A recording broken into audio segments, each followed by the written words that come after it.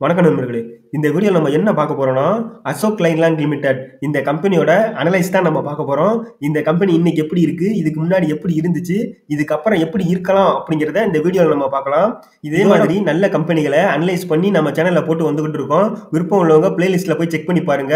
10லிருந்து 15 வருஷத்துக்கு இன்வெஸ்ட்மென்ட் பண்ணக்கூடிய சிறந்த பங்குகள அனலைஸ் பண்ணி நம்ம சேனல்ல போட்டு வந்துகிட்டு இருக்கோம். இந்த கம்பெனியோட அனலைஸ நம்ம ஸ்டார்ட் பண்ணலாம். அசோக் லைலாண்ட் லிமிடெட் இந்த கம்பெனியோட மார்க்கெட் கேபிட்டல் பார்த்தீங்கன்னா 50,193 கோடி வந்து உங்களோட மார்க்கெட் கேபிட்டல் இருக்கு. கரண்ட் பிரைஸ் பார்த்தீங்கன்னா ரூ. 171 ட்ரேட் ஆகிட்டு இருக்கு. ஹை பார்த்தீங்கன்னா ரூ. 192 போயிருக்கு. லோ பார்த்தீங்கன்னா ரூ. 133 வரை லோ வந்திருக்கு. இந்த கம்பெனிக்கு கடன் பார்த்தீங்கன்னா 34,392 கோடி பார்த்தீங்கன்னா கடன் வச்சிருக்காங்க. ப்ரொமோட்டர் ஹோல்டிங் பார்த்தீங்கன்னா 51.5% வந்து ப்ரொமோட்டர் ஹோல்டிங் வச்சிருக்காங்க. சேல்ஸ் growth பார்த்தீங்கன்னா 18.3% சேல்ஸ் growth இருக்கு. ரிசர்வ் பார்த்தீங்கன்னா 8,584 கோடி ரிசர்வ் வச்சிருக்காங்க. நெட் ப்ராஃபிட் பார்த்தீங்கன்னா 2,565 கோடி நெட் ப்ராஃபிட் பண்றாங்க. சேல்ஸ் பார்த்தீங்கன்னா 45,416 கோடிக்கு சேல்ஸ் பண்றாங்க. இந்த கம்பெனியோட ஓவரால் சார்ட் நம்ம பார்க்கலாம். 2006ல இருந்து 2024 வரை. 2006லாம் பார்த்தீங்கன்னா ரூ. 14 15 தான் இந்த கம்பெனி ஷேர் வந்து பார்த்தீங்கன்னா ட்ரேட் ஆகிட்டு இருந்திருக்கு. 2015க்கு அப்புறம் தான் பார்த்தீங்கன்னா இந்த கம்பெனி ஒரு நல்ல வளர்ச்சி எட்டி இருக்கு. 2018க்கு அப்புறம் பார்த்தீங்கன்னா இந்த கொரோனா இந்த மாதிரி ஒரு பிரச்சனையில நம்ம மாட்டினதுனால அதுல ஒரு பெரிய டவுன் வந்துச்சு. அது எந்த அளவுக்கு வந்திருக்குன்னு பார்த்தீங்கன்னா கிட்டத்தட்ட ரூ. 43 வரையும் வந்திருக்கு. எங்க இருந்திருக்கு பாருங்க, ரூ. 155 இருந்தது. அப்படியே டவுன் ஆகி கிட்டத்தட்ட ரூ. 48 எத்தனை மடங்கு உங்களுக்கு கம்மியா கிடைச்சிருக்கு பாருங்க. கொரோனா காலகட்டத்தில் யாராவது இந்த மாதிரி கம்பெனி இன்வெஸ்ட் பண்ணியிருந்தாங்கன்னா ஒரு நல்ல ப்ராஃபிட் எடுத்திருப்பாங்க. என்னதான் இப்போ ஒரு கொரோனானால ஒரு டவுன் ஆனாலும் இந்த மாதிரி ஒரு நல்ல கம்பெனிகள்லாம் பார்த்தீங்கன்னா அப்படியே ரெக்கவர் ஆயிரும். எந்த அளவுக்கு ரெக்கவர் ஆகிருக்குன்னு பாருங்க. ரூ. 48 இருந்தது. பழைய ஹை வந்து பார்த்தீங்கன்னா ரூ. 160. அதையும் இப்போ பிரேக் பண்ணி கிட்டத்தட்ட ரூ. 187 கிட்ட மேல ட்ரேட் ஆகிட்டு இருக்கிறது காரணம் என்னன்னு பார்த்தீங்கன்னா இந்த மாதிரி நல்ல கம்பெனிகள் என்னதான் ஒரு டவுன் வந்தாலும் ஃபியூச்சர்ல ஒரு நல்ல பழையபடி ரெக்கவர் ஆகி ஒரு மேல போறதுக்கு அதிகமான வாய்ப்பு இருக்கு. அதுல இதே இந்த கம்பெனி வந்து பாத்தீங்கன்னா ஒரு உதாரணமா நம்ம எடுத்துக்கலாம். அதுக்கடுத்து பாத்தீங்கன்னா இந்த ரூ. 160 கையை வந்து பழையபடி உடைச்சு இதுக்கு மேல போச்சுன்னா கண்டிப்பா வந்து பாத்தீங்கன்னா ஒரு புதிய கை ஒரு ரூ. 200 வரையும் போக வாய்ப்பு இருக்கு. ஏன்னா இந்த கையை வந்து பாத்தீங்கன்னா உங்களுக்கு தெரியும், இந்த ரூ. 160 பழையபடி பாத்தீங்கன்னா இந்த இடத்துல ஒரு ரூ. 160 வந்துட்டு டவுன் ஆயிருக்கு. இப்ப பாத்தீங்கன்னா இந்த இடத்துல ஒரு சப்போர்ட் எடுத்துச்சுன்னா ஒரு அதிக வாய்ப்பு இருக்கு. இந்த இடத்துல மார்க்கெட் நல்லா சப்போர்ட் பண்ணிட்டு இருக்கிறதுனால கண்டிப்பா இந்த இடத்துல ஒரு நல்ல சப்போர்ட் எடுத்துனா ரூ. 200 ரீச் ஆக அதிக வாய்ப்பு இருக்கு அசோக் லைலாண்ட். இந்த கம்பெனியோட இயர்லி ப்ராஃபிட் அண்ட் லாஸ் நம்ம பார்க்கலாம். இவங்க என்னென்ன ப்ராஃபிட் பண்றாங்க, சேல்ஸ் பண்றாங்க அப்படின்னு. சேல்ஸ் பாத்தீங்கன்னா 2014ல 11,859 கோடி சேல்ஸ் பண்ணிருக்காங்க. அது வருஷத்துக்கு வருஷம் பாத்தீங்கன்னா இன்க்ரீஸ் ஆகிட்டே தான் போயிட்டு இருக்கு. இப்ப கடைசியா பாத்தீங்கன்னா மார்ச் 2023ல பாத்தீங்கன்னா 43,292 கோடிக்கு வந்து இவங்க சேல்ஸ் பண்ணிருக்காங்க. நெட் ப்ராஃபிட் நம்ம முக்கியமா நெட் ப்ராஃபிட் பார்க்கணும். என்னதான் சேல்ஸ் பண்ணாலும் அதுக்கு தகுந்த மாதிரி நெட் ப்ராஃபிட் இவங்க பண்றாங்களான்னு பார்க்கணும். நெட் ப்ராஃபிட் பாத்தீங்கன்னா 2014ல பாத்தீங்கன்னா 222 கோடி லாஸ் பண்ணிருக்காங்க. 15ல பாத்தீங்கன்னா 205 கோடி லாஸ் பண்ணிருக்காங்க. அதுக்கப்புறம் பாத்தீங்கன்னா இந்த கம்பெனி ஒரு நல்ல ப்ராஃபிட்ல வந்திருக்கு. அது 2021ல 2021 22ல பாத்தீங்கன்னா ஒரு 70 கோடியும் ஒரு 285 கோடியும் வந்து லாஸ் பண்ணிருக்காங்க. கொரோனா பிரச்சனை இந்த மாதிரி அசோக் லைலாண்ட் ஒரு சில பிரச்சனைகள் வந்ததுனால அந்த நேரத்துல 2 வருஷம் பாத்தீங்கன்னா ஒரு நல்ல லாஸ் பண்ணிருக்காங்கன்னு தான் சொல்லணும். இப்ப 2023ல வந்து பாத்தீங்கன்னா பழைய நிலைமைக்கு இந்த கம்பெனி திரும்பிடுச்சுன்னு சொல்லலாம். 1,362 கோடி வந்து சேல்ஸ் பண்ணிருக்காங்க.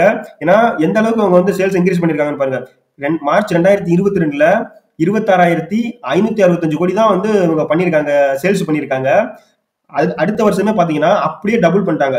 26 இருந்தது 42 அப்படியே டபுள் பண்ணிட்டாங்க. அதனாலதான் பாத்தீங்கன்னா 1,362 கோடி ப்ராஃபிட் கிடைச்சிருக்கு.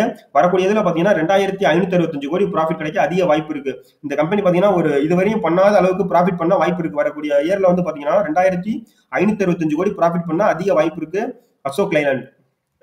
இந்த கம்பெனியோட பேலன்ஸ் ஷீட் நம்ம பார்க்கலாம். அதுல ரிசர்வ் பாரோவிங்ஸ் நம்ம முக்கியமா பார்க்கணும். ரிசர்வ் பாத்தீங்கன்னா செப்டம்பர் 2023ல 8,584 கோடி வந்து பாத்தீங்கன்னா ரிசர்வ் வச்சிருக்காங்க.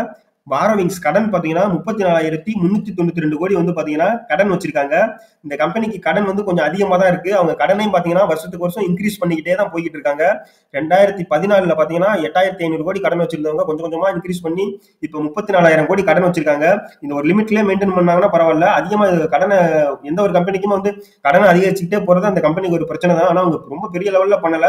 இதனால அந்த 34,000 கோடிங்கிறதும் கொஞ்சம் அதிகமா தான் இருக்கு. ஏன்னா கம்பெனி கொஞ்சம் இந்தியாவில ஒரு நல்ல பேர் உள்ள அதிகமான சேல்ஸ் பண்ற ஒரு சிறந்த கம்பெனியா இருக்கனால கடனை நம்ம வந்து பெரிய அளவுல எடுத்துக்க தேவையில்லை. ஷேர் ஹோல்டிங் பேட்டர்ன் இந்த கம்பெனியோட ஷேரை யாரெல்லாம் ஹோல்டு பண்றாங்கன்னு பாத்தீங்கன்னா ப்ரொமோட்டர் எவ்வளவு ஹோல்டு பண்றாங்க, எஃப்ஐ எவ்வளவு ஹோல்டு பண்றாங்க அப்படிங்கறத நம்ம பார்க்கலாம். இதுல ப்ரொமோட்டர் பாத்தீங்கன்னா 50% 2017ல 50% வந்து பாத்தீங்கன்னா ப்ரொமோட்டர் ஹோல்டு பண்ணியிருக்காங்க. அதுக்கப்புறம் அவங்க வந்து அந்த 51.54% வந்து இதுவரையும் குறைக்கவே இல்லை. இது ஒரு நல்ல விஷயம். எந்த ஒரு கம்பெனிக்குமே பாத்தீங்கன்னா அவங்களோட ஷேரை அவங்க எந்த அளவுக்கு ஹோல்டு பண்றாங்க, இன்க்ரீஸ் பண்றாங்கிறத நம்ம பார்க்கணும். இன்க்ரீஸ் பண்ணாருன்னா கூட அவங்களோட ஷேரை அவங்க வித்துட்டு வெளியில போக கூடாது. அவங்க வித்துட்டு வெளியில போனாங்கன்னா அந்த கம்பெனிக்கு வந்து அவங்களுக்கு அவங்க கம்பெனி மேலே நம்பிக்கை இல்லைன்னு அர்த்தம். இவங்க வந்து பாத்தீங்கன்னா ரொம்ப வருஷமா பாத்தீங்கன்னா அந்த 51% ஹோல்டு பண்ணிட்டே இருக்கிறது இந்த கம்பெனிக்கு ஒரு நல்ல விஷயம்.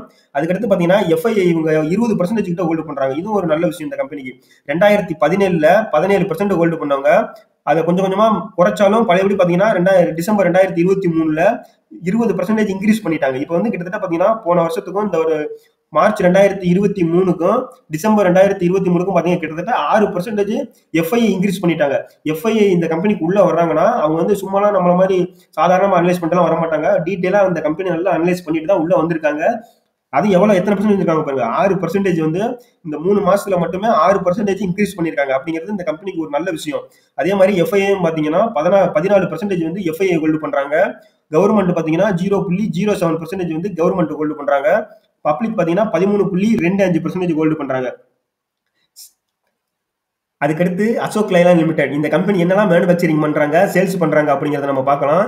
இந்த கம்பெனி வந்து எல்லாத்துக்குமே தெரிஞ்சதுதான். இவங்க என்ன பண்றாங்கன்னு பாத்தீங்கன்னா டிராக்டரு, டிப்பரு, ஐசிவி இந்த மாதிரி பொருட்கள்லாம் மேனுஃபேக்சரிங் பண்ணி சேல்ஸ் பண்ணிட்டு இருக்காங்க. அதுக்கடுத்து பாத்தீங்கன்னா பஸ்ஸஸ்ல city buses, school college buses, stop buses இந்த மாதிரி வந்து டூரிஸ்ட் பஸ் இதெல்லாம் மேனுஃபேக்சரிங் பண்ணி சேல்ஸ் பண்ணிட்டு இருக்காங்க. அதுக்கடுத்து பாத்தீங்கன்னா லைட் வெஹிக்கிள்ல commercial vehicle, small commercial vehicle இந்த மாதிரி பேசஞ்சர் வெஹிக்கிள் பண்ணி கொடுத்துட்டு இருக்காங்க. அதுக்கடுத்து பாத்தீங்கன்னா பவர் சொல்யூஷன்லயும் இருக்காங்க. அவங்க அக்ரிகல்ச்சர் இன்ஜின் மேனுஃபேக்சரிங் பண்ணி கொடுக்குறாங்க, டீசல் ஜெனரேட்டர் மேனுஃபேக்சரிங் பண்ணி கொடுக்குறாங்க, இண்டஸ்ட்ரியல் இன்ஜின்ஸ் மேனுஃபேக்சரிங் பண்ணி கொடுக்குறாங்க, மெரைன் இன்ஜின்ஸ் மேனுஃபேக்சரிங் பண்ணி கொடுக்குறாங்க. அதுக்கடுத்து பாத்தீங்கன்னா கேஸ் ஜென்செட் பண்ணி கொடுக்குறாங்க. இவங்க வந்து அது மட்டும் இல்லாம டிஃபென்ஸுக்கு தேவையான ஹெவி வெயிட் ட்ரக்ஸ் எல்லாம் மேனுஃபேக்சரிங் பண்ணி டிஃபென்ஸுக்கும் இவங்க மேனுஃபேக்சரிங் பண்ணி கொடுத்துக்கிட்டு இருக்காங்க. இந்த கம்பெனி பாத்தீங்கன்னா லாங் டைம்ல ஒரு நல்ல மல்டிபக்கராக கூட அதிக வாய்ப்பு இருக்கு. ஏன்னா இந்தியாவிலேயே ஒரு சிறந்த கம்பெனி சொல்லலாம். இவங்க வந்து 2 வீலர்ல இவங்க வந்து வர கிடையாது. ஆனா வந்து 4 வீலர்ல இவங்க ஒரு நம்பகத்தன்மையான இந்தியாவில ஒரு பெரிய பிராண்டா இருந்தாலும் ஒரு நம்பகத்தன்மையான பிராண்டா இன்னைக்கு வரை வந்துகிட்டு இருக்கனால ஒரு மல்டிபக்கராக அதிக வாய்ப்பு இருக்கு. அதுக்காக போயிட்டு இந்த கம்பெனில வந்து ஒரு பெரிய அமௌண்ட் யாரும் இன்வெஸ்ட்மெண்ட் பண்ணாதீங்க. நம்மளால முடிஞ்சது 1 2 இந்த மாதிரி வாங்கி வச்சோம்னா ஒரு லாங் டைம்ல ஒரு மல்டிபக்கராக கூட அதிக வாய்ப்பு இருக்கு. இதே மாதிரி நல்ல கம்பெனிகளை நம்ம சேனல் அனலைஸ் பண்ணி போட்டு வந்துகிட்டு இருக்கோம். விருப்பம் உள்ளவங்க பிளேலிஸ்ட்ல போய் செக் பண்ணி பாருங்க. இதே மாதிரி வேற என்ன கம்பெனி எல்லாம் நம்ம அனலைஸ் பண்ணலாம் அப்படிங்கறத கமெண்ட் பாக்ஸ்ல கமெண்ட் பண்ணுங்க. இந்த வீடியோ பிடிச்சிருந்தா லைக் பண்ணுங்க, மறக்காம சப்ஸ்கிரைப் பண்ணுங்க. நன்றி.